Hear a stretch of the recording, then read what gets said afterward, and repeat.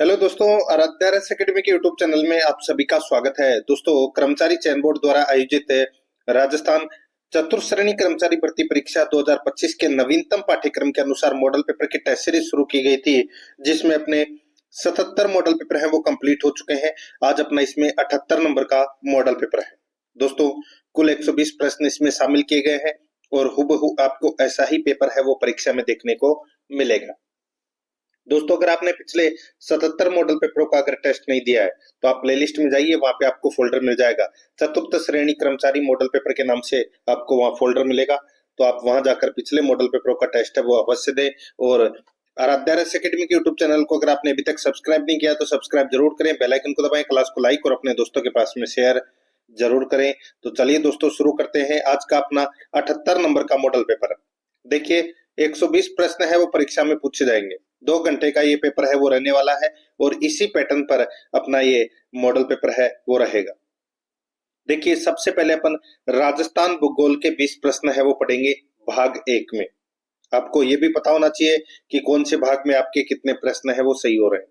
देखिए, पहला प्रश्न, जनगणना 2011 के अनुसार राजस्थान में जनसंख्या के घनत्व के घटते हुए क्रम में कौन सा क्रम सही है? बताइए, जनगणना 2011 के अनुसार राजस्थान में जनसंख्या के घनत्व के घटते हुए क्रम में कौन सा क्रम सही है? निम्नांकित दिए गए कूटों का प्रयोग करते हुए दोस्तों सही उत्तर का चयन करना है। देखिए, सबसे ज्यादा जनसंख्या घनत्व दोस्तों कौन से जिले का है? तो ऑप्शन के अनुसार देखिए, सबसे ज्यादा तो है जयपुर में। जयपुर 2 में दे रखा है। जयपुर का जनसंख्या घनत्व कितना है दोस्तों? 595 व्यक्ति प्रति वर्ग किलोमीटर में निवास करते हैं। उसके बाद में दोस्तों अलवर और भरतपुर दे रखा है। देखिए, यहाँ पर मैं आपको बताऊं, अलवर का जो जनसंख्या घनत्व है वो दोस्तों 438 है और भरतपुर का है दोस्तों 503। तो दोस्तों भरतपुर आएगा इसके बाद में, यानी कि भरतपुर का जनसंख्या घनत्व कितना है? 503। और दौसा का है दोस्तों 475 और अलवर का है दोस्तों 438। तो यहाँ पर इसमें राइट आंसर क्या हो जाएगा? 3 नंबर का ऑप्शन बिल्कुल सही। आगे देखिए, सेकंड नंबर का प्रश्न है, राजस्थान के परिवहन विभाग का आदर्श वाक्य क्या है? परिवहन विभाग का आदर्श वाक्य क्या है? तो दोस्तों वो है चरेवेती चरेवेती। ये आदर्श वाक्य है दोस्तों। यहाँ पर 2 नंबर का ऑप्शन बिल्कुल सही उत्तर हो जाएगा। 3 नंबर का प्रश्न है, निम्नलिखित में से किस जिले में अधिकतम आरक्षित वन क्षेत्र है? बताइए, किस जिले में अधिकतम आरक्षित वन क्षेत्र है? तो दोस्तों इसका राइट आंसर हो जाएगा वो है उदयपुर में। कहां पर है? उदयपुर में। 1 नंबर ऑप्शन सही उत्तर। 4 नंबर का प्रश्न है, गर्मियों में माउंट आबू का तापमान राजस्थान के अन्य स्थानों की तुलना में कम रहता है क्योंकि? बताइए, गर्मियों के अंदर माउंट आबू में तापमान कम रहता है, उसकी वजह क्या है? उसकी वजह यह है क्योंकि माउंट आबू उच्चतर ऊंचाई पर अवस्थित है, इसकी वजह से। तो यहाँ पर इसमें राइट आंसर हो जाएगा 3 नंबर ऑप्शन बिल्कुल सही। 5 नंबर का प्रश्न इसमें देखिए, गंभीरी नदी सहायक नदी है। बताइए, गंभीरी नदी है वो किसकी सहायक नदी है? तो दोस्तों ये बेडच नदी की सहायक नदी है। किसकी? बेडच नदी की सहायक नदी है। 2 नंबर ऑप्शन सही उत्तर। 6 नंबर का प्रश्न इसमें देखिए, वापणी या बामणी। तो दोस्तों ये बामणी नदी है, ये किसकी सहायक नदी है? बताइए, बामणी किस नदी की सहायक नदी है? तो इसका राइट आंसर हो जाएगा ये चंबल नदी की सहायक नदी है दोस्तों। 2 नंबर का ऑप्शन सही उत्तर। 7 नंबर का प्रश्न इसमें देखिए, निम्नलिखित कथनों पर विचार कीजिए। दोस्तों सही उत्तर का चयन नीचे दिए गए कूट से करना है। अपने को बताना है कि कौन सा कथन है वो दोस्तों इसमें सत्य है। देखिए, अरावली मरुस्थल के पूर्ववर्ती विस्तार को रोकता है। बिल्कुल सही बात है। अरावली है ये मरुस्थल को पूर्व की ओर बढ़ने से रोकता है। बिल्कुल सही बात है। पहला कथन इसमें सत्य है। दूसरा देखिए, राजस्थान में सभी नदियों का उद्गम अरावली से होता है, तो ये गलत हो जाएगा। ये कथन है वो दोस्तों इसमें गलत है। सभी नदियों का उद्गम अरावली से नहीं होता। सी नंबर का देखिए, राजस्थान में वर्षा का वितरण प्रारूप अरावली से प्रभावित नहीं होता। तो दोस्तों बिल्कुल अरावली से प्रभावित होता है, क्योंकि दोस्तों मानसून के समानांतर है अरावली। तो यहाँ पर यह कथन भी क्या हो जाएगा? गलत हो जाएगा। आगे देखिए, अरावली प्रदेश धात्विक खनिजों से समृद्ध है। अरावली प्रदेश धात्विक खनिजों से समृद्ध है, तो दोस्तों ये कथन बिल्कुल सही है। अब इसमें कौन कौन से कथन सही है? ए और डी कथन है वो दोस्तों इसमें क्या है, सही है, ए और डी। तो दोस्तों यहाँ पर इसका राइट आंसर क्या हो जाएगा, 4 नंबर का ऑप्शन बिल्कुल सही, ए और डी कथन है वो इसमें क्या है, सत्य है। 8 नंबर का प्रश्न इसमें देखिए दोस्तों, निम्न में से किस जिले की सीमा रेखा किसी अन्य राज्य की सीमा रेखा को नहीं छूती है? निम्न में से किस जिले की सीमा रेखा किसी अन्य राज्य की सीमा रेखा को नहीं छूती है? तो दोस्तों इसका राइट आंसर हो जाएगा वो है देखिए बूंदी जिले की जो सीमा है वो किसी अन्य राज्य की सीमा को नहीं छूती है। ठीक है, डूंगरपुर, भीलवाड़ा और झुंझुनू, इन तीनों जिलों की जो सीमा है वो अन्य राज्यों से लगती है। तो यहाँ पर इसमें राइट आंसर 4 नंबर ऑप्शन हो जाएगा। नेक्स्ट 9 नंबर का प्रश्न इसमें देखिए, जोधपुर शहर में निम्न में से कौन सी छतरी स्थित नहीं है? जोधपुर शहर में निम्न में से कौन सी छतरी स्थित नहीं है? तो यहाँ पर इसका जो राइट आंसर हो जाएगा दोस्तों, बताइए। देखिए मंडोर की छतरी है वो जोधपुर में है, जसवंतथड़ा है वो कहाँ पर है, जोधपुर में है। मामा भांजा की छतरी कहाँ है, तो ये जोधपुर में है। 8 खंभों की छतरी, 8 खंभों की छतरी दोस्तों ये इस जोधपुर में नहीं है। देखिए 8 खंभों की छतरी राजस्थान में कई जगह है, जैसे कि बांडोली उदयपुर में है, वहां पर महाराणा प्रताप की छतरी है 8 खंभों की छतरी। महाराणा सांगा की 8 खंभों की छतरी है वो मांडलगढ़ भीलवाड़ा में है। एक अलवर में भी है 8 खंभों की छतरी। तो यहाँ पर 8 खंभों की छतरी लेकिन जोधपुर में नहीं है। यहाँ पर इसमें 1 नंबर का ऑप्शन बिल्कुल सही उत्तर हो जाएगा। 10 नंबर का प्रश्न है, निम्नलिखित में से कौन सा एक सुमेलित नहीं है? कौन सा एक सुमेलित नहीं है? एक तरफ सिंचाई परियोजना है तो दूसरी तरफ लाभान्वित जिले हैं। एक तरफ सिंचाई परियोजना है तो दूसरी तरफ लाभान्वित जिले हैं। तो दोस्तों देखिए, जवाई सिंचाई परियोजना है, इसे लाभान्वित जिला पाली है, बिल्कुल सही बात है। सिद्धमुख सिंचाई परियोजना से दोस्तों चूरू जिला लाभान्वित है, तो दोस्तों ये भी बिल्कुल सही है। बिलास परियोजना से दोस्तों 12 जिला लाभान्वित है, बिल्कुल सही है। बाकली सिंचाई परियोजना दोस्तों ये बीकानेर इसमें गलत दे रखा है। बाकली सिंचाई परियोजना कहाँ पर है, तो दोस्तों ये जालोर में है। कहाँ पर है, जालोर में, और ये सुकड़ी नदी पर स्थित है दोस्तों ये। तो यहाँ पर इसमें 4 नंबर का ऑप्शन सही उत्तर हो जाएगा। 11 नंबर का प्रश्न इसमें देखिए, राजस्थान में बार बार अकाल एवं सूखे का कारण क्या है? राजस्थान में बार बार अकाल और सूखे का कारण क्या है? तो इसका प्रमुख कारण है अनियमित वर्षा। क्या है, अनियमित वर्षा। 2 नंबर ऑप्शन सही उत्तर हो जाएगा। 12 नंबर का प्रश्न है, राजस्थान राज्य पथ परिवहन निगम की स्थापना किस वर्ष की गई? ये प्रश्न काफी बार परीक्षा में पूछा जा चुका है। तो दोस्तों 1964 में इसकी स्थापना हुई थी, राजस्थान राज्य पथ परिवहन निगम की। 1 नंबर ऑप्शन बिल्कुल सही। आगे देखिए 13 नंबर का प्रश्न है, 2011 की जनगणना के अनुसार कौन से जिले में एसटी महिला साक्षरता न्यूनतम है? 2011 की जनगणना के अनुसार कौन से जिले में एसटी महिला साक्षरता न्यूनतम है? तो इसका राइट आंसर हो जाएगा वो है दोस्तों, ये जो एसटी महिला साक्षरता दर है ये न्यूनतम दोस्तों सिरोही में है। सबसे कम सिरोही में है, उसके बाद में जालोर में। सिरोही में दोस्तों 32.92% साक्षरता है एसटी वर्ग की महिलाओं की। ठीक है, तो यहाँ पर इसमें 2 नंबर का ऑप्शन सही। 14 नंबर का प्रश्न है, राजस्थान में सोम कागदर सिंचाई परियोजना कहाँ स्थित है? सोम कागदर सिंचाई परियोजना है वो दोस्तों उदयपुर में है। कहाँ पर है, उदयपुर में। 1 नंबर का ऑप्शन बिल्कुल सही उत्तर हो जाएगा, उदयपुर में।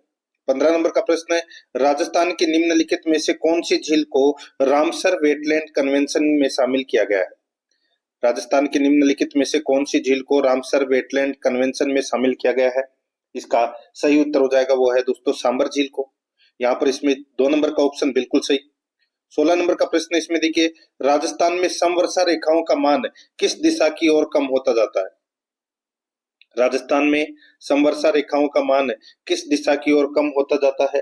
तो दोस्तों ये दक्षिण पश्चिम से उत्तर पश्चिम की ओर कम होता जाता है। दक्षिण पश्चिम से उत्तर पश्चिम की ओर कम होता जाता है। राइट आंसर हो जाएगा यहाँ पे 1 नंबर का ऑप्शन सही उत्तर। 17 नंबर का प्रश्न है, राजस्थान में कौन सी मृदा को क्रोमोस्टर्स उपमृदाकण का विशेष महत्व है? बताइए, राजस्थान में कौन सी मृदा में क्रोमोस्टर्स उपमृदाकण का विशेष महत्व है? इसका सही उत्तर हो जाएगा वो है दोस्तों वर्टिसोल्स। वर्टिसोल्स मृदा का। यहाँ पर इसमें 1 नंबर ऑप्शन सही। आगे देखिए 18 नंबर का प्रश्न है, वाकल, वेत्रक, मेसवा तथा हतमती किस नदी की सहायक नदियां हैं? बताइए, वाकल, वेत्रक, मेसवा तथा हतमती किस नदी की सहायक नदियां हैं? इसका सही उत्तर हो जाएगा ये दोस्तों साबरमती की सहायक नदियां हैं और ये उदयपुर से निकलती है दोस्तों। एक नंबर का ऑप्शन बिल्कुल सही। 19 नंबर का प्रश्न है, हाथीगुड़ा की नाल दर्रा जोड़ता है। हाथीगुड़ा की नाल दर्रा जोड़ता है तो ये किसको जोड़ता है? इसका सही उत्तर हो जाएगा दोस्तों ये उदयपुर और राजसमंद को जोड़ता है ये हाथीगुड़ा की नाल दर्रा। यहाँ पर इसमें 3 नंबर का ऑप्शन बिल्कुल सही उत्तर हो जाएगा।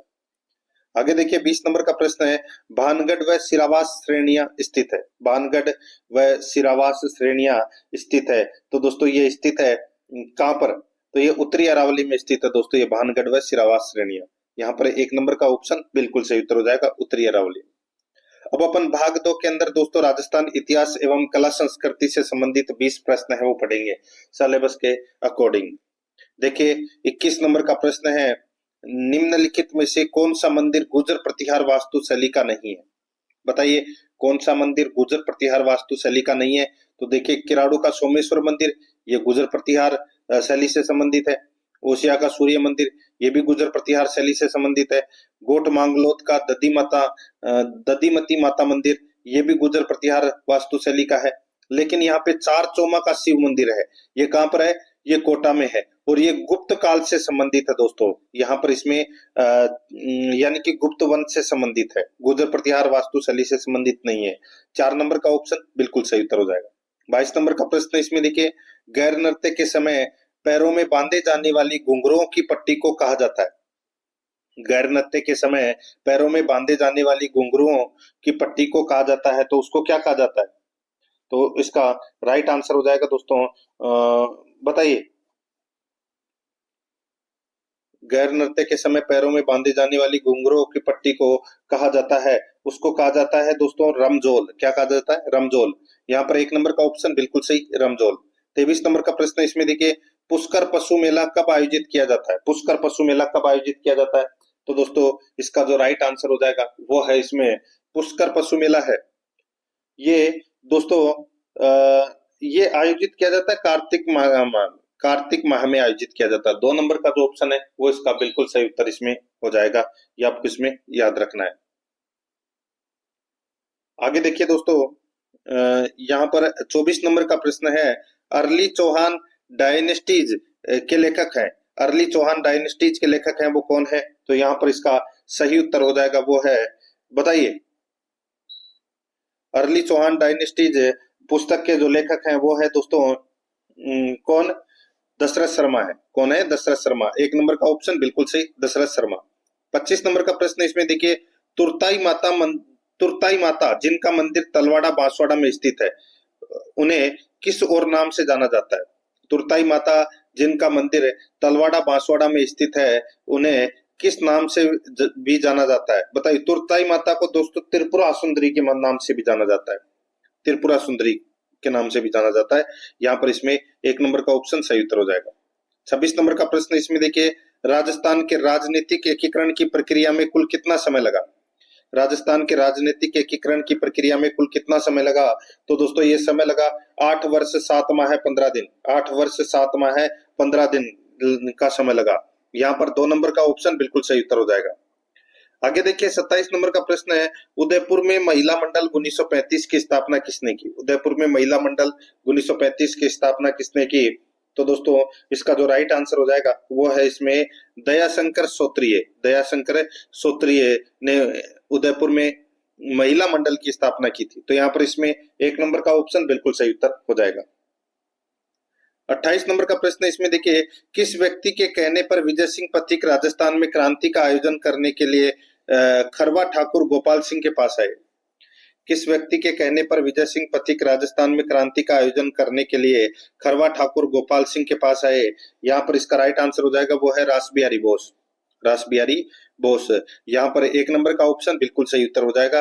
रास बिहारी बोस के कहने पर विजय सिंह पथिक राजस्थान में क्रांति का आयोजन करने के लिए खरवा ठाकुर गोपाल सिंह के पास आए। 1 नंबर ऑप्शन सही उत्तर।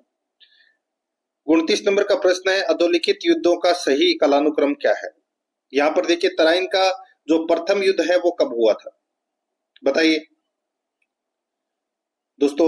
यहाँ पर तराइन का जो प्रथम युद्ध है ये 1191 में हुआ था। ठीक है, 1191 में। और हल्दी घाटी का युद्ध दोस्तों 1576 में हुआ था। दिवेर का युद्ध दोस्तों 1582 में हुआ था।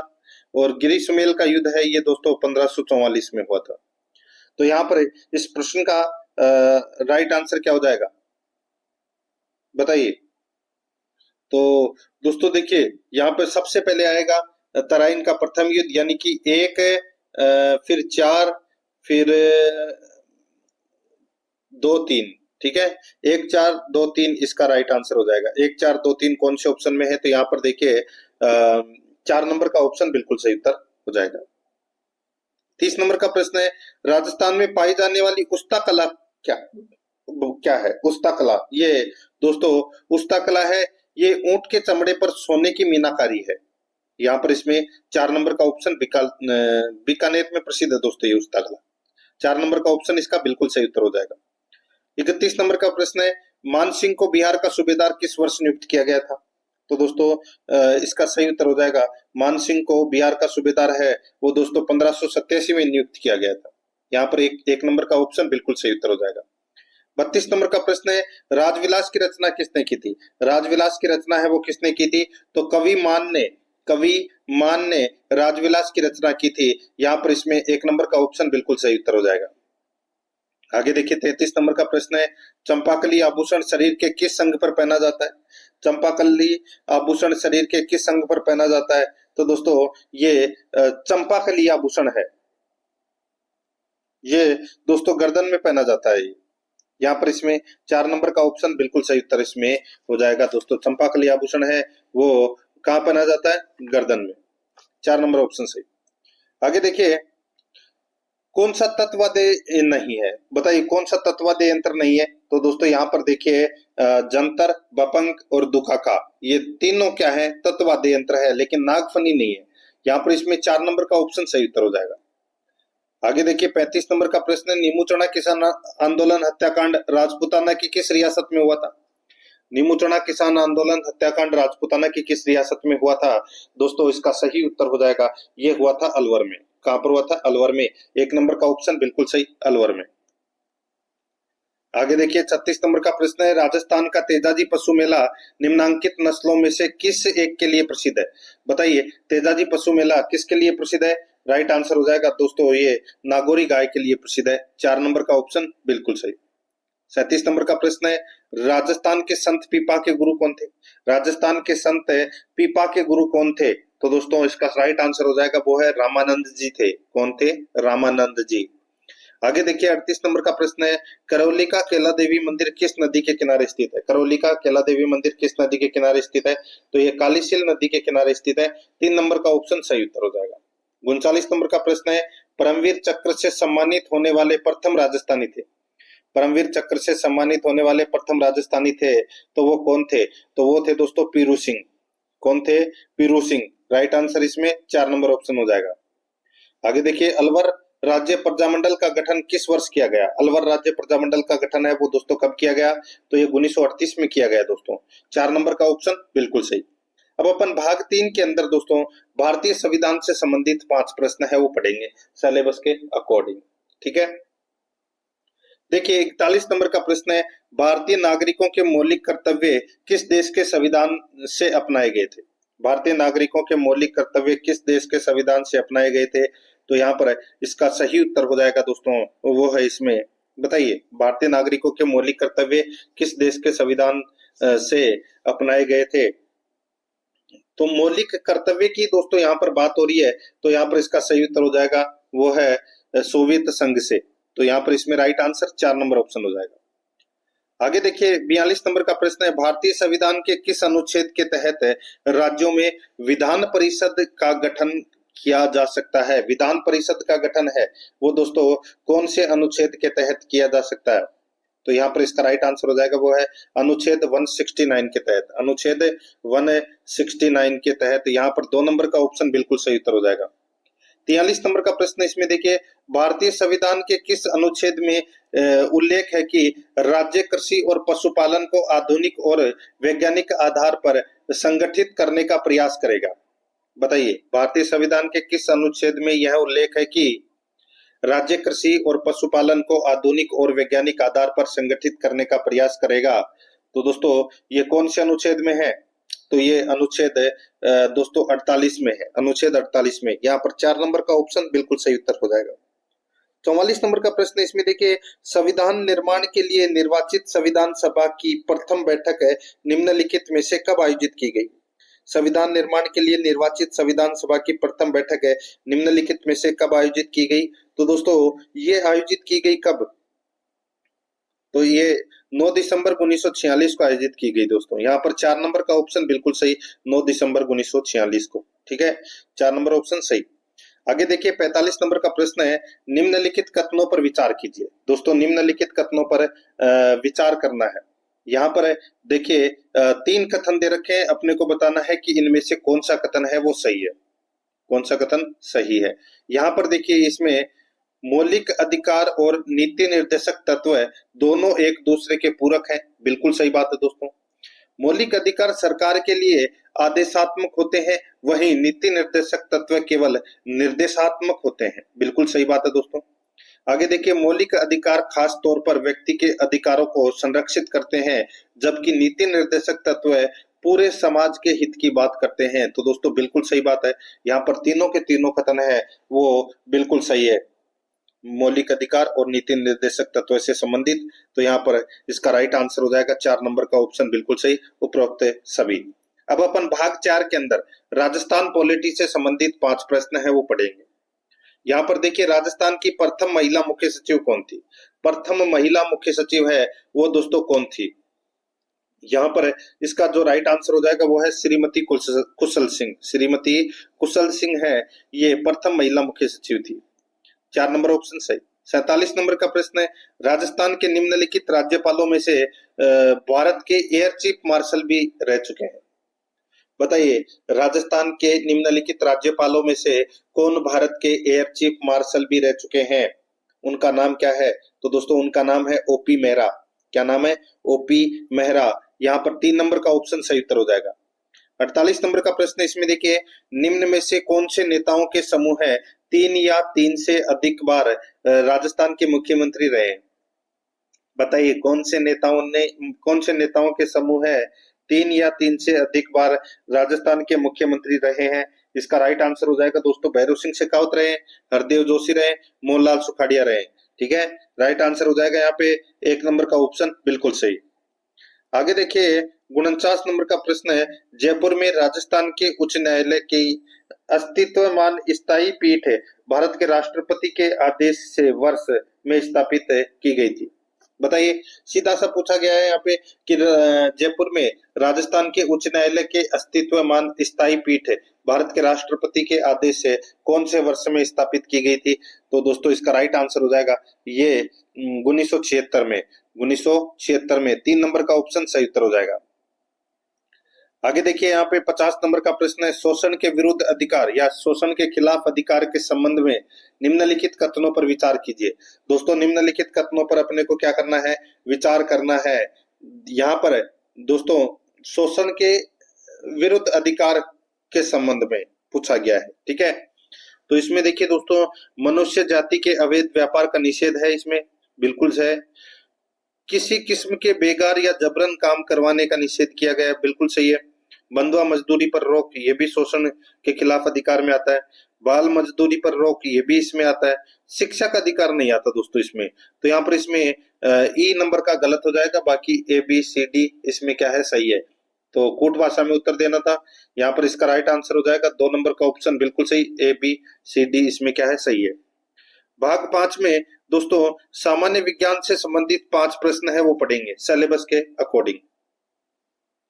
यहाँ पर देखिए 51 नंबर का प्रश्न है, निम्नलिखित में से कौन एक रोग युग्म विषाणुओं के द्वारा होता है? बताइए निम्नलिखित में से कौन सा एक रोग युग्म विषाणुओं के द्वारा होता है? सामान्य विज्ञान से संबंधित अपन 5 प्रश्न है वो पढ़ रहे हैं बिल्कुल सिलेबस के अकॉर्डिंग। तो दोस्तों विषाणुओं के द्वारा कौन सा रोग होता है? तो दोस्तों एक तो होता है यहाँ पे जुकाम और एक होता है दोस्तों एड्स, ये दोनों होते हैं विषाणुओं के द्वारा। यहाँ पर इसमें 3 नंबर का ऑप्शन बिल्कुल सही उत्तर हो जाएगा। 52 नंबर का प्रश्न है, इसमें देखिए पुरुष में कौन सी कोशिकाएं वर्षणीय हार्मोन्स यानी कि एंड्रोजन्स का संश्लेषण एवं स्त्रवण करती है। पुरुष में कौन सी कोशिकाएं वर्षणीय हार्मोन्स का संश्लेषण एवं स्त्रावण करती है? तो यहाँ पर इसका राइट आंसर हो जाएगा वो है दोस्तों ये इसमें लेडिंग कोशिकाएं। लेडिंग कोशिकाएं 4 नंबर का ऑप्शन बिल्कुल सही उत्तर हो जाएगा। 53 नंबर का प्रश्न इसमें देखिए लाल रक्त कण यानी कि रेड ब्लड कार्पल्सिस यानी कि आरबीसी, आरबीसी किससे यानी कि किसमें नष्ट होते हैं? बताइए दोस्तों, आरबीसी किसमें नष्ट होते हैं? इसका राइट आंसर हो जाएगा दोस्तों वो है यकृत और प्लीहा में। तो यहाँ पर इसमें 2 नंबर का ऑप्शन बिल्कुल सही उत्तर हो जाएगा। आगे देखिए 54 नंबर का प्रश्न है, नेत्रदान में नेत्र के किस भाग का उपयोग किया जाता है? ये तो सभी को पता होगा दोस्तों, कॉर्निया का। यहाँ पर इसमें 2 नंबर ऑप्शन बिल्कुल सही, कॉर्निया का। 55 नंबर प्रश्न है, धात्विक जिंक निम्नलिखित में से किसका अपचयन नहीं करेगा? बताइए, धात्विक जिंक निम्नलिखित में से किसका अपचयन नहीं करेगा? तो दोस्तों यहाँ पे एल्यूमिनियम 3+ आयन का दोस्तों अपचयन है वो नहीं करेगा। यहाँ पर इसमें 4 नंबर का ऑप्शन सही उत्तर हो जाएगा। देखिए अब अपन भाग 6 के अंदर करंट अफेयर से संबंधित 5 प्रश्न है वो पढ़ेंगे बिल्कुल सिलेबस के अकॉर्डिंग। दोस्तों आप प्लेलिस्ट में जाओगे तो वहां पे आपको मूमल क्लासेज यूट्यूब चैनल का लिंक मिलेगा, तो आप वहां जाकर दोस्तों मूमल क्लासेज को सब्सक्राइब जरूर करें, बेल आइकन को दबाएं ताकि नोटिफिकेशन है वो आप सभी के पास में निरंतर पहुंचता रहे।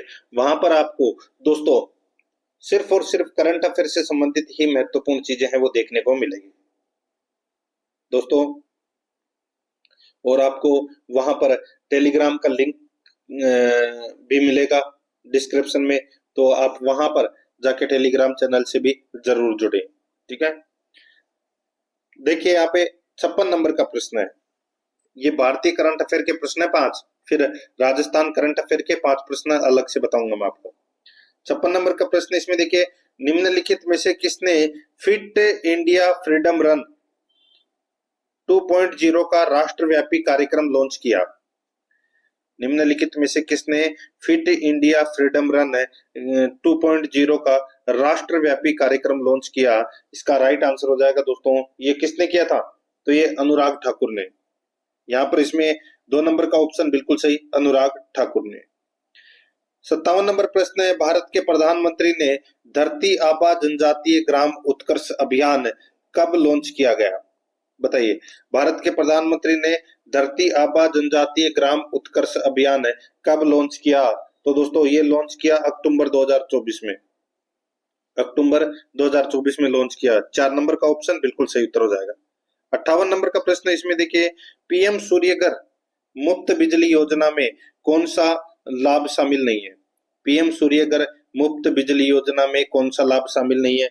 तो बताइए कौन सा लाभ इसमें शामिल नहीं है? इसमें निजी क्षेत्र के लिए बिजली की कीमतों में कमी, ये लाभ शामिल नहीं है दोस्तों इसमें। यहाँ पर इसमें 3 नंबर का ऑप्शन राइट आंसर हो जाएगा।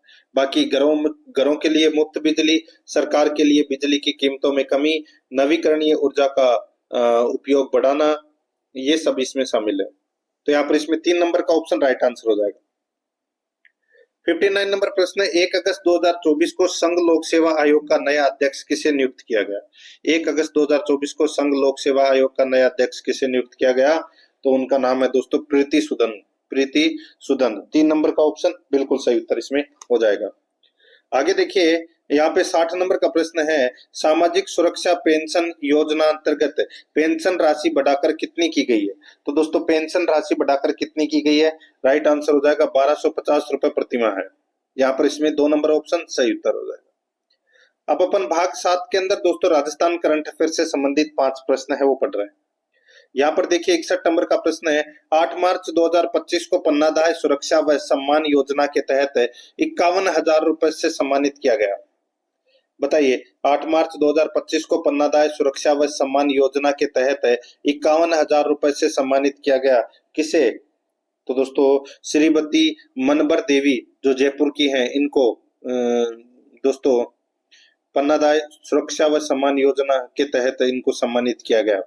यहाँ पर इसमें एक नंबर का ऑप्शन सही उत्तर हो जाएगा। आगे देखिए, मुख्यमंत्री आयुष्मान बाल संबल योजना, मुख्यमंत्री विश्वकर्मा पेंशन योजना व मुख्यमंत्री सद्भावना केंद्र का शुभारंभ किया गया। मुख्यमंत्री आयुष्मान बाल संबल योजना, मुख्यमंत्री विश्वकर्मा पेंशन योजना व मुख्यमंत्री सद्भावना केंद्र का शुभारंभ किया गया। तो इसका राइट आंसर हो जाएगा वो है दोस्तों ये 15 दिसंबर 2024 को। यहाँ पर इसमें 4 नंबर का ऑप्शन बिल्कुल सही उत्तर हो जाएगा।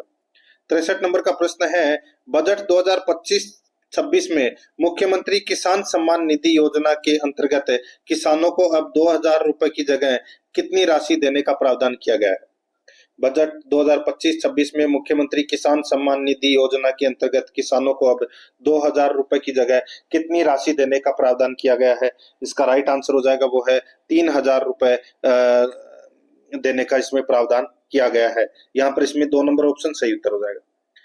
64 नंबर का प्रश्न इसमें देखिए, नवनेरा बैराज का लोकार्पण कब किया गया। नवनेरा बैराज का लोकार्पण कब किया गया। इसका राइट आंसर हो जाएगा 17 दिसंबर 2024 को। 17 दिसंबर 2024 को। यहाँ पर 1 नंबर का ऑप्शन बिल्कुल सही उत्तर हो जाएगा। 65 नंबर का प्रश्न इसमें देखिए, नवीन कंजर्वेशन रिजर्व स्थापित होंगे। नवीन कंजर्वेशन रिजर्व स्थापित होंगे तो दोस्तों ये स्थापित होंगे मोखला, पारेवर, जैसलमेर और बुचारा में जयपुर। दोस्तों यहाँ पर इन दोनों स्थानों पर नवीन कंजर्वेशन रिजर्व स्थापित होंगे। तो यहाँ पर 4 नंबर का ऑप्शन राइट आंसर हो जाएगा। 1 और 2 दोनों सही है। अब अपन दोस्तों भाग 8 के अंदर कंप्यूटर से संबंधित 5 प्रश्न है वो पढ़ेंगे सिलेबस के अकॉर्डिंग। देखिए 66 नंबर का प्रश्न है, माइक्रोसॉफ्ट वर्ड में निम्नलिखित में से कौन चालू दस्तावेज के बारे में जानकारी प्रदान करता है। चालू दस्तावेज के बारे में जानकारी कौन प्रदान करता है। इसका राइट आंसर हो जाएगा स्टेटस बार। 3 नंबर का ऑप्शन बिल्कुल सही उत्तर हो जाएगा स्टेटस बार। आगे देखिए 67 नंबर का प्रश्न है, एमएस पावर पॉइंट में फ्लाई इन क्या है। दोस्तों फ्लाई इन क्या है। इसका राइट आंसर हो जाएगा फ्लाई इन है वो क्या है तो ये एनिमेशन इफेक्ट है। Animation effect. तो यहाँ पर 3 नंबर का ऑप्शन बिल्कुल सही उत्तर हो जाएगा। 68 नंबर का प्रश्न है, एक नॉन इरेजेबल डिस्क जो डिजिटाइज की गई ऑडियो जानकारी को संग्रहित करती है वह है। एक नॉन इरेजेबल डिस्क जो डिजिटाइज की गई ऑडियो जानकारी को संग्रहित करती है वह है तो वह है दोस्तों सीडी रोम। यहाँ पर इसमें 1 नंबर का ऑप्शन बिल्कुल सही उत्तर हो जाएगा सीडी रोम। नेक्स्ट आगे देखिए 69 नंबर का प्रश्न है, एमएस एक्सेल में सेलेक्ट किए गए सेल के कंटेंट को एक नए बड़े सेल में संयोजित करने और केंद्र में लाने यानी कि सेंटर करने के लिए निम्न में से किसका उपयोग किया जाता है। एमएस एक्सेल में सिलेक्ट किए गए सेल के कंटेंट को एक नए बड़े सेल में संयोजित करने और केंद्र में लाने के लिए निम्न में से किसका उपयोग किया जाता है। तो इसका राइट आंसर हो जाएगा वो है दोस्तों, बताइए किसका उपयोग किया जाता है। तो इसमें मर्ज एंड सेंटर का उपयोग है वो किया जाता है। 3 नंबर का ऑप्शन बिल्कुल सही उत्तर हो जाएगा। 70 नंबर का प्रश्न इसमें देखिए, रीड ओनली मेमोरी की कौन सी विशेषता इसे उपयोगी बनाती है। रीड ओनली मेमोरी की कौन सी विशेषता इसे उपयोगी बनाती है। तो दोस्तों इसे उपयोगी कौन सी विशेषता उपयोगी बनाती है तो दोस्तों रोम में डेटा गैर अस्थिर है अर्थात यह विद्युत शक्ति के बिना भी रहता है। यहाँ पर इसमें 2 नंबर का जो ऑप्शन है वो इसका सही उत्तर हो जाएगा। नेक्स्ट आगे देखिए यहाँ पे अब अपन भाग 9 के अंदर दोस्तों हिंदी व्याकरण से संबंधित 20 प्रश्न है वो पढ़ेंगे। भाग 9 में हिंदी व्याकरण से संबंधित 20 प्रश्न है। देखिए 71 नंबर का प्रश्न है, निम्न में से कौन सा प्रारूप गजट में प्रकाशित होता है। कौन सा प्रारूप गजट में प्रकाशित होता है तो दोस्तों वो है अधिसूचना। यहाँ पर इसमें 2 नंबर का ऑप्शन सही उत्तर हो जाएगा अधिसूचना।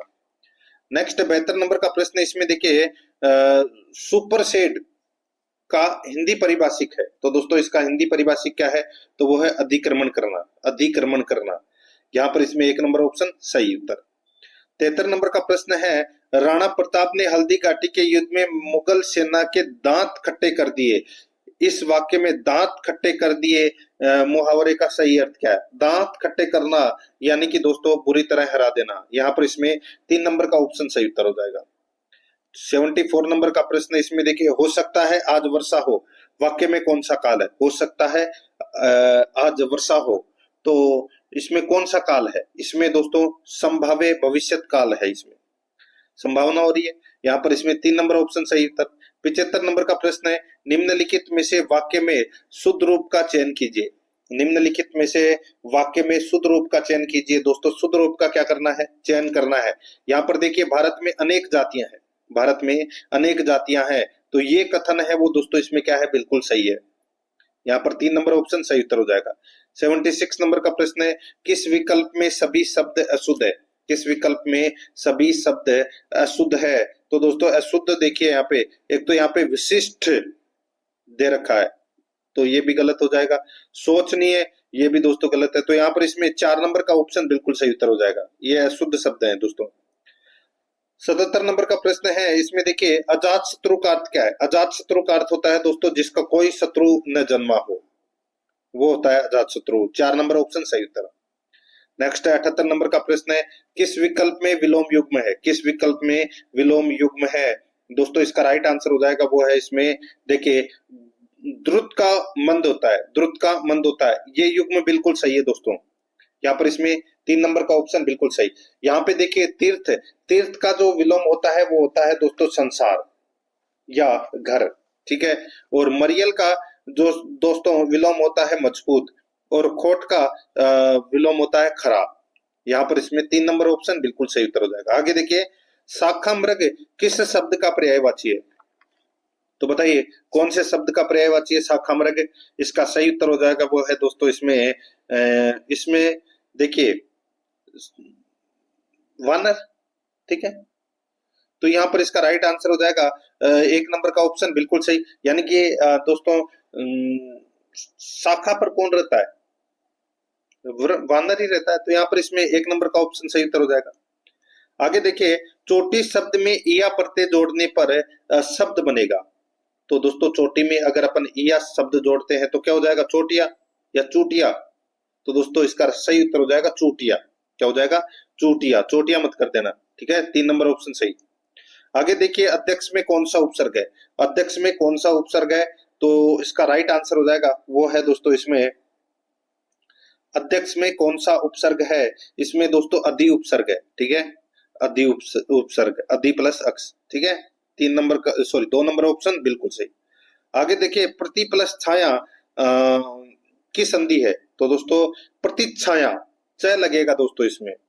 यहाँ पर इसका राइट आंसर हो जाएगा प्रतिच्छाया। यहाँ पर 3 नंबर ऑप्शन सही उत्तर। नेक्स्ट आगे देखिए किस शब्द में एक से अधिक बार संधि प्रयुक्त हुई है? एक से अधिक बार संधि प्रयुक्त हुई है, तो वो हुई है दोस्तों प्रोत्साहन में। किसमें? प्रोत्साहन में। दोस्तों प्र प्लस उत्साहन, इसमें एक संधि तो गुण संधि है, दूसरा आपको कमेंट में बताना है कि इसमें दूसरी संधि कौन सी है, ठीक है। दोस्तों ये प्रश्न है वो आरपीएससी फर्स्ट ग्रेड में पूछा गया प्रश्न है ये। यहाँ पर इसमें 4 नंबर का ऑप्शन राइट आंसर हो जाएगा प्रोत्साहन। आगे देखिए डोणी शब्द का तत्सम रूप होगा। डोणी शब्द का तत्सम रूप क्या होगा? इसका तत्सम रूप हो जाएगा दोस्तों ध्यानी। यहाँ पर इसमें 2 नंबर ऑप्शन सही। आगे देखिए कौन सा शब्द विदेशी है? बताइए विदेशी शब्द कौन सा है? तो अदालत है वो दोस्तों विदेशी शब्द है। यहाँ पर 3 नंबर ऑप्शन सही। 86 नंबर का प्रश्न है निम्नलिखित में से तद्भव शब्द चुनिए। दोस्तों तद्भव शब्द कौन सा हो जाएगा इसमें?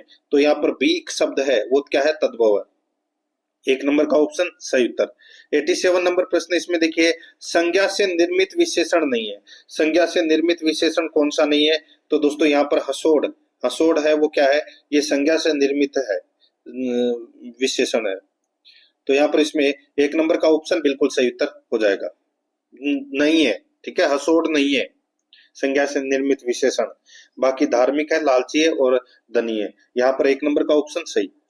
88 नंबर का प्रश्न, इसमें देखिए नीरज गया और नीरज घर गया दोनों वाक्यों में क्रिया के प्रकार का युग्म है। नीरज गया और नीरज घर गया दोनों वाक्यों में क्रिया के प्रकार का युग्म है। इसका राइट आंसर हो जाएगा वो है अकर्मक और सकर्मक। अकर्मक और सकर्मक, सकर्मक। यहाँ पर 3 नंबर का ऑप्शन राइट आंसर हो जाएगा। आगे देखिए 89 नंबर का प्रश्न है किस क्रमांक के वाक्य में निजवाचक सर्वनाम है? किस क्रमांक के वाक्य में निजवाचक सर्वनाम है? इसका जो राइट आंसर हो जाएगा वो है दोस्तों इसमें सब काम में सब काम मैं अपने आप करूंगा, सब काम मैं अपने आप करूंगा। यहाँ पर इसमें 3 नंबर का ऑप्शन राइट आंसर हो जाएगा। आगे देखिए 90 नंबर का प्रश्न है, संज्ञा का प्रकार नहीं है। बताइए संज्ञा का प्रकार नहीं है तो कौन सा संज्ञा का प्रकार नहीं है? तो दोस्तों देशवाचक है। वो क्या है? संज्ञा का प्रकार नहीं है। बाकी व्यक्तिवाचक है, जातिवाचक है और भाववाचक है। 3 नंबर का ऑप्शन बिल्कुल सही उत्तर हो जाएगा। अब अपन दोस्तों भाग 10 के अंदर इंग्लिश ग्रामर से संबंधित 15 प्रश्न है वो पढ़ेंगे, बिल्कुल सिलेबस के अकॉर्डिंग। ठीक है, यहाँ पे देखिए डायरेक्शन देखिए, यहाँ पे insert the correct punctuation mark in the gaps, remember not to leave any space before और आफ्टर द पंक्चुएशन मार्क। दोस्तों यहाँ पर अपने को बताना है कि कौन सा इसमें पंक्चुएशन मार्क लगेगा। यहाँ पर आप देख सकते हैं, देखिए ये प्रश्नवाचक चिन्ह है, इसको हटा दीजिए। ठीक है, अब इसमें देखिए he said to me what is his name, तो इसके आगे दोस्तों कौन सा पंक्चुएशन मार्क लगेगा? तो इसमें प्रश्नवाचक पंक्चुएशन मार्क है वो लगेगा। यहाँ पर इसमें राइट आंसर क्या हो जाएगा? वो है इसमें 3 नंबर का ऑप्शन बिल्कुल सही। आगे देखिए इसमें अपने को हिंदी ट्रांसलेट करना है। इसमें देखिए I am the only one, am I the only one, am I the only one, इसका हिंदी क्या होगा? तो दोस्तों इसका हिंदी हो जाएगा क्या केवल मैं ही हूं, क्या केवल मैं ही हूं। तो यहाँ पर इसमें 4 नंबर ऑप्शन सही उत्तर हो जाएगा। अब देखिए यहाँ पे प्रीपोजिशन भरना है दोस्तों, खालिस्तान के अंदर प्रीपोजिशन। इसमें देखिए can't we get rid this noise, can't we get rid this noise है, तो यहाँ पर इसका राइट आंसर हो जाएगा वो है दोस्तों कौन सा? तो दोस्तों वो है इसमें ऑफ का, ऑफ दिस नॉइज। तो यहाँ पर 2 नंबर ऑप्शन बिल्कुल सही उत्तर हो जाएगा। आगे देखिए 94 नंबर का प्रश्न है, choose the correct part of speech to fill in the blank, choose the correct part of speech to fill in the blank. He come back with an hour the appointed time, he came back within an hour the appointed time। तो यहाँ पर इसका right answer क्या हो जाएगा? वो हो जाएगा दोस्तों इसमें of the appointed time. 3 number option बिल्कुल सही। 95 नंबर का प्रश्न है, fill in the blank with the correct article और determiner choosing from the options given below. यहाँ पर देखिए do you take sugar in your coffee, do you take sugar in your coffee, यहाँ पर इसमें राइट आंसर हो जाएगा वो है दोस्तों, इसमें देखिए कोई भी आर्टिकल है वो नहीं आएगा, इसमें कोई भी आर्टिकल शुगर के आगे नहीं लगेगा। यहाँ पर इसमें 3 नंबर ऑप्शन सही। 96 नंबर का प्रश्न है, इसमें देखिए choose the word with the correct spelling, with the correct spelling. तो दोस्तों यहाँ पर आप देख सकते हैं इसमें SEPARATE सेपरेट, ये स्पेलिंग दोस्तों यहाँ पर क्या है? बिल्कुल सही है। तो यहाँ पर इसमें 4 नंबर ऑप्शन हो जाएगा। 97 नंबर का प्रश्न है, choose the indirect sentence in the following, choose the indirect sentence in the following. यहाँ पर आप देख सकते हैं दोस्तों इसमें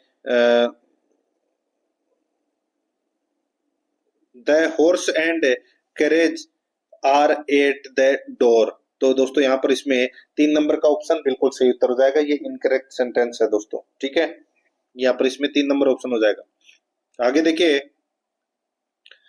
देखिए change into interrogative, change into interrogative. तो यहाँ पर देखिए दोस्तों वर्ट्यू इज इट्स ओवन रिवॉर्ड, तो यहाँ पर इसका राइट आंसर क्या हो जाएगा? इसका राइट आंसर हो जाएगा दोस्तों it not virtue its own reward. तो दोस्तों यहाँ पर इसमें राइट आंसर हो जाएगा 3 नंबर ऑप्शन सही। देखिए change to direct speech, change to direct speech. तो यहाँ पर आप देखिए कविन सेड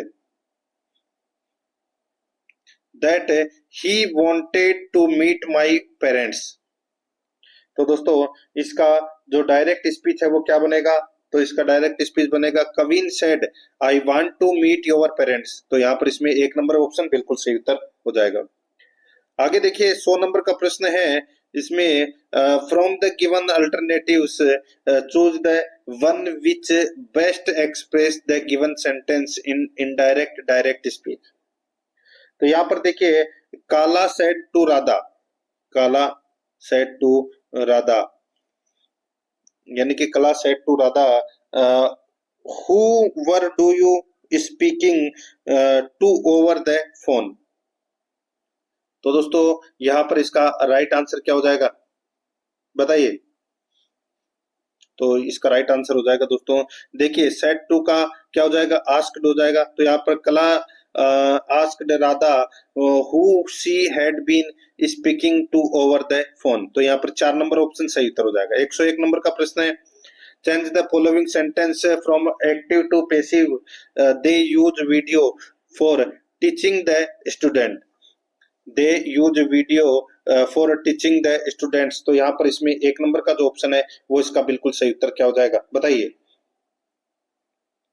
तो इसका सही उत्तर हो जाएगा दोस्तों, video is used for teaching the students. तो यहाँ पर इसमें राइट आंसर हो जाएगा 1 नंबर ऑप्शन सही। आगे देखिए 102 नंबर का प्रश्न है, I shall write a letter, change the voice. दोस्तों पेसिव वॉइस में चेंज करना है, I shall write a letter, इसका पेसिव वॉइस क्या बनेगा, तो a letter will be written by me, a letter will be written by me, ठीक है, ये बनेगा 1 नंबर ऑप्शन सही उत्तर। खालिस्तान भरना है, यहाँ पर देखिए टेंस का प्रयोग करते हुए भरना है, same for 6 hours when he arrived here. तो यहाँ पर इसका सही उत्तर हो जाएगा दोस्तों कौन सा, बताइए। तो ये हो जाएगा Sam had been driving, Sam had been driving, इसका राइट आंसर हो जाएगा 1 नंबर का ऑप्शन सही उत्तर। 104 नंबर का प्रश्न इसमें देखिए, choose the correct word according to the tenses, choose the correct word according to the tenses.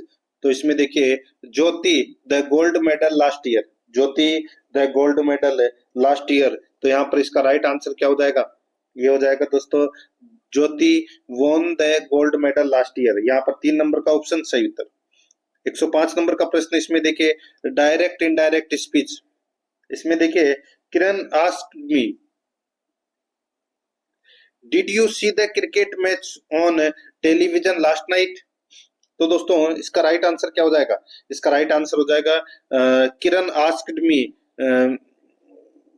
Weather I had seen the cricket match on television the earlier night. ठीक है, last night का क्या हो जाएगा, अर्लियर नाइट हो जाएगा। यहाँ पर 2 नंबर ऑप्शन सही उत्तर हो जाएगा। अब दोस्तों यहाँ पे अपन भाग 11 के अंदर गणित से संबंधित 15 प्रश्न है वो पढ़ेंगे सिलेबस के अकॉर्डिंग। यहाँ पर आप देख सकते हैं दोस्तों, इसमें 106 नंबर का प्रश्न है। देखिए, हरि, राम और श्याम एक व्यापार आरंभ करते हैं जिनमें प्रत्येक 10,000 रुपए के निवेश करता है। 5 माह बाद हरि अपने 5,000 रुपए वापस ले लेता है और राम 4,000 रुपए वापस ले लेता है, मगर श्याम 6,000 रुपए और लगा देता है। वर्ष के अंत में दोस्तों 33,900 रुपए के कुल लाभ में राम का कितना भाग है, इनका अनुपात निकालना है, इनका अनुपात अपने को निकालना है। कैसे निकालेंगे ये तो सभी को पता होगा। जैसे कि यहाँ पे मैं हरि लिख देता हूँ एच, राम लिख देता हूँ आर और श्याम लिख देता हूँ मैं एस। ठीक है, अब देखिए एक 10,000 रुपए लगाकर प्रारंभ करते हैं तीनों व्यापार। ठीक है, तीनों 10,000 रुपए लगाते हैं एक बार तो शुरू में, तो ये सब तीनों 10,000 रुपए लगा दिए इन्होंने।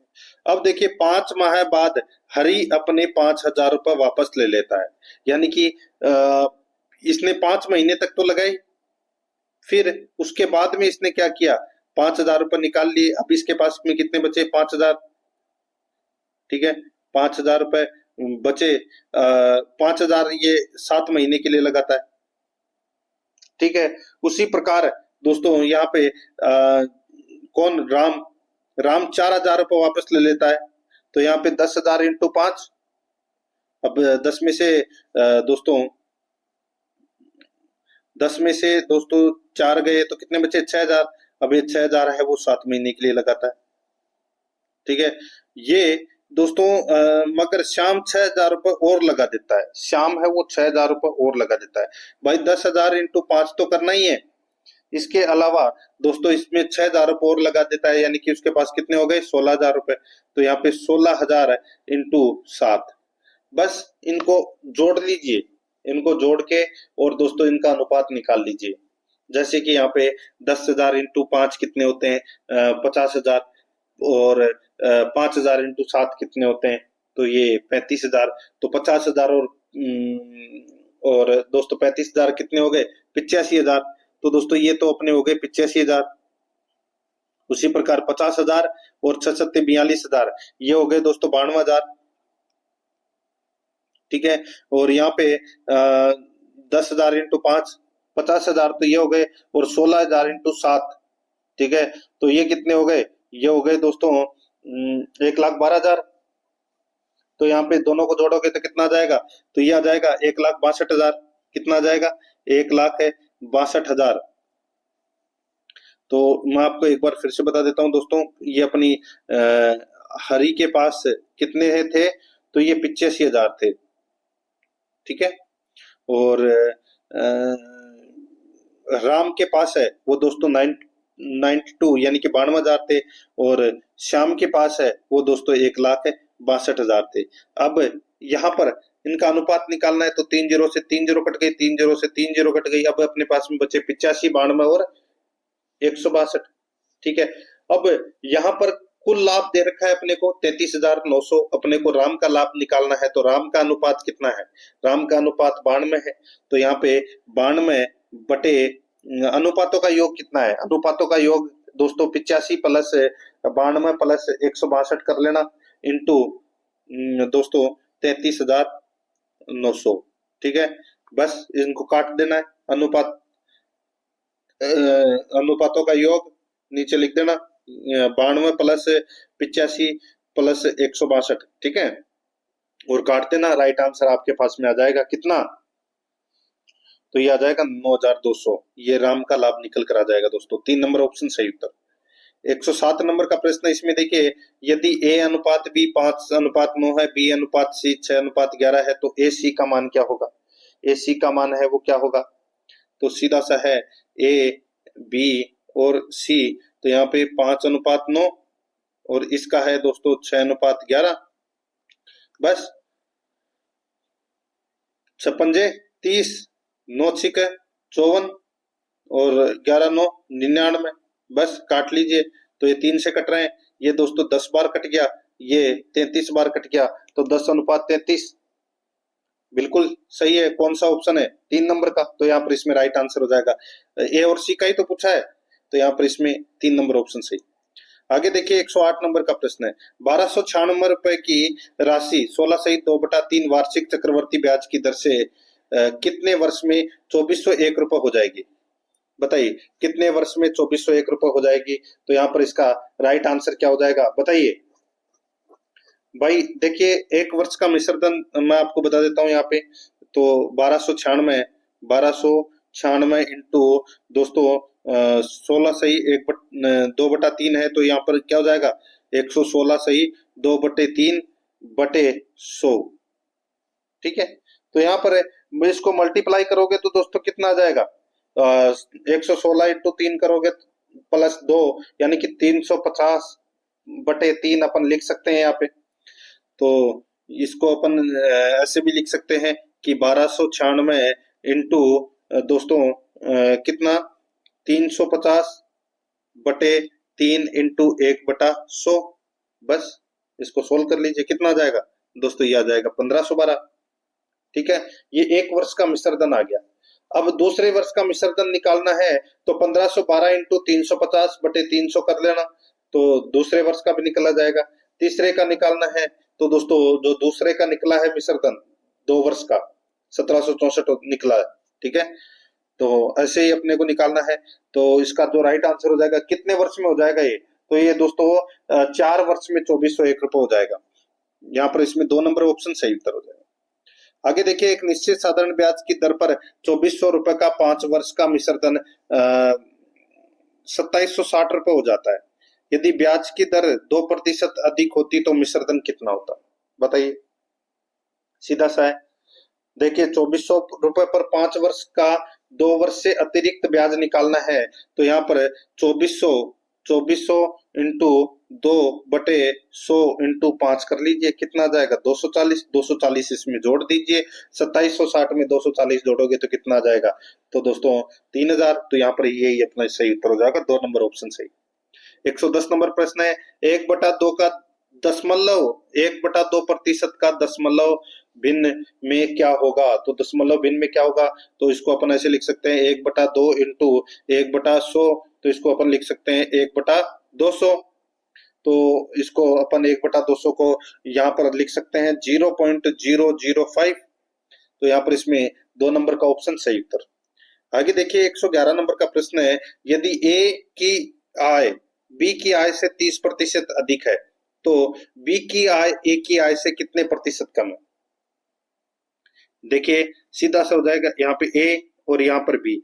ए की आय बी की आय से 30% अधिक है, यानी कि अगर इसकी 100 है तो इसकी कितनी है 130।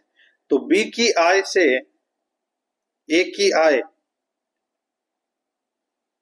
देखिए यदि ए की आय बी की आय से 30% अधिक है तो बी की आय ए की आय से कितने प्रतिशत कम है, तो बताइए कितने प्रतिशत कम है।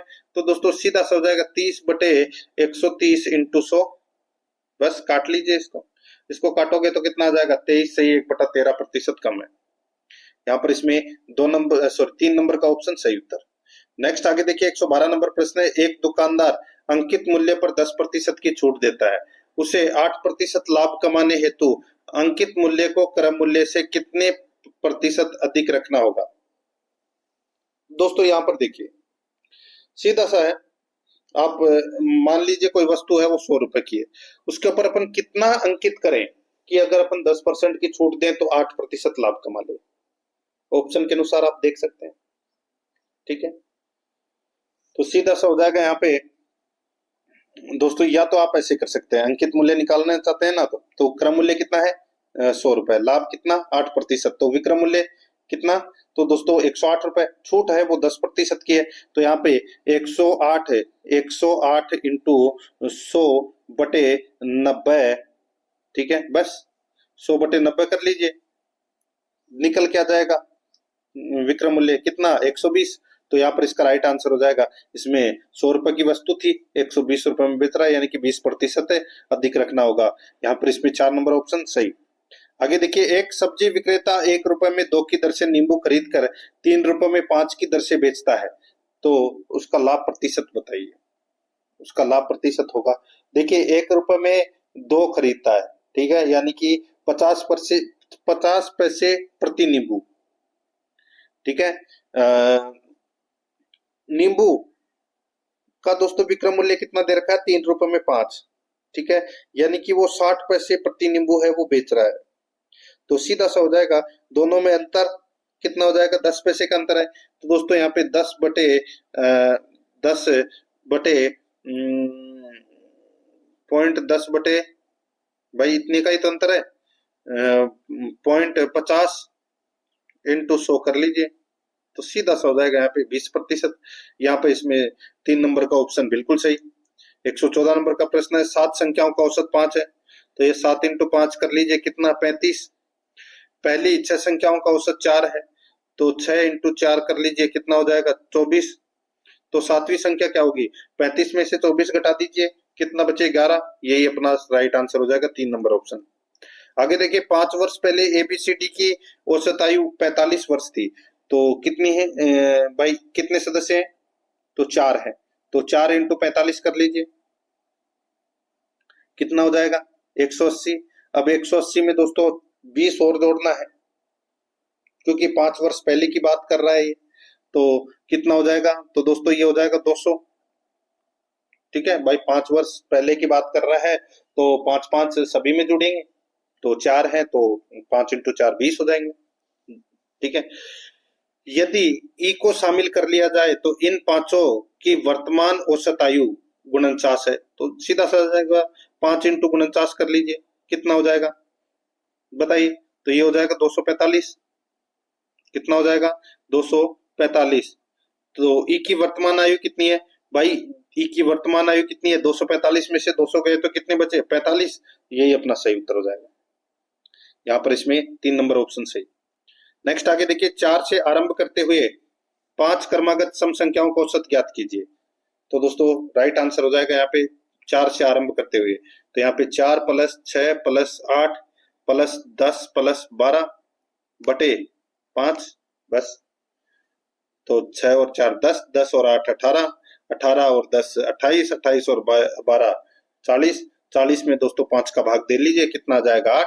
यही अपना सही उत्तर हो जाएगा, 2 नंबर ऑप्शन सही। आगे देखिए, 42 63 और 140 का महत्तम समापवर्तक होगा। तो दोस्तों इसका राइट आंसर हो जाएगा 42 63 और 140 का मैसा है वो कितना निकलेगा दोस्तों, यानी कि इन तीनों के अंदर किसका भाग जा रहा है, 7 का जा रहा है। तो यहाँ पर यही अपना सही उत्तर हो जाएगा, 4 नंबर ऑप्शन सही। आगे देखिए, कोई बैलगाड़ी 3 घंटे में 24 किलोमीटर की दूरी तय करती है और एक रेलगाड़ी 2 घंटे में 120 किलोमीटर की दूरी तय करती है। उनकी गतियों का अनुपात क्या होगा? उनकी गतियों का अनुपात है वो क्या होगा, सीधा सा हो जाएगा यहाँ पे 24/3 अनुपात 120/2, तो यानी कि इसका 8 हो जाएगा और इसका 60 हो जाएगा। काट लीजिए, 2 से कट रहे हैं, तो दोस्तों ये 4 बार, ये 30 बार, ठीक है। फिर ये 2 से फिर कट रहे हैं, तो ये 2 और ये 15, यानी कि 2:15, ये अपना सही उत्तर हो जाएगा। सही उत्तर हो जाएगा यहाँ पे 1 नंबर ऑप्शन सही। आगे देखिए, एक कार्य को 10 दिन में पूरा करता है तथा वह उसी कार्य को 15 दिन में पूरा करता है, और ए और ब दोनों एक साथ कार्य करे, यानी कि 1/10 प्लस 1/20। तो इनका दोस्तों जो एलसीएम निकलेगा वो कितना निकलेगा, तो ये निकलेगा दोस्तों 20 निकल रहा है। तो यहाँ पे 10 का भाग 20 में गया कितनी बार, 2 बार, और 20 का गया 1 बार।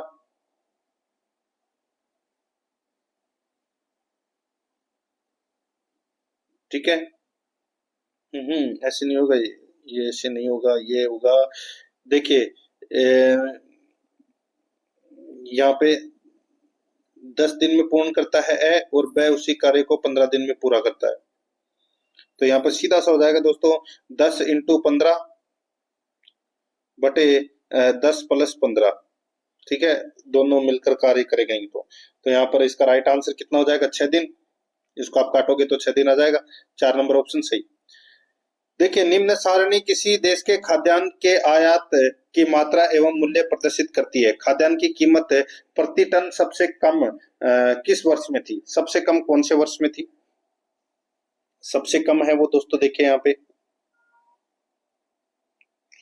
किसी देश के खाद्यान्न के आयात की मात्रा एवं मूल्य प्रदर्शित करती है। खाद्यान्न की कीमत प्रति टन सबसे कम कौन से में थी? तो दोस्तों सबसे कम है वो 1982-83 में। देखिए 495 है इसमें, और 9 दे रखा है, ठीक है। तो यहाँ पर इसमें देखिए 1982-83, नहीं नहीं नहीं, 1982-83 में 360 है वो सबसे, और यहाँ पे 8 दे रखा है। तो 360 में 8 का भाग दोगे तो कितना आ जाएगा, 45 लाख। तो ये सबसे कम थी दोस्तों। यहाँ पर इसमें 3 नंबर का ऑप्शन है वो इसका बिल्कुल सही उत्तर हो जाएगा। बाकी और सभी में देखिए इसमें सबसे कम 45 है, 45 लाख प्रति टन, ठीक है। और यहाँ पे 300 में 5 का भाग दोगे तो दोस्तों इसमें 60 लाख प्रति टन है। तो सबसे कम है वो इसी में ही है, 1982-83 में। 3 नंबर ऑप्शन बिल्कुल सही। तो दोस्तों इसी के साथ मैंने आपको ये मॉडल पेपर है वो कंप्लीट करवा दिया है। पिछले मॉडल पेपर नहीं देखे हैं तो वो जरूर देखें, और आराध्या एकेडमी के साथ में बने रहिए। चैनल को सब्सक्राइब करें, बेल आइकन को दबाएं, क्लास को लाइक और अपने दोस्तों के पास में शेयर जरूर करें। मिलते हैं दोस्तों नेक्स्ट क्लास में। जय हिंद, जय भारत।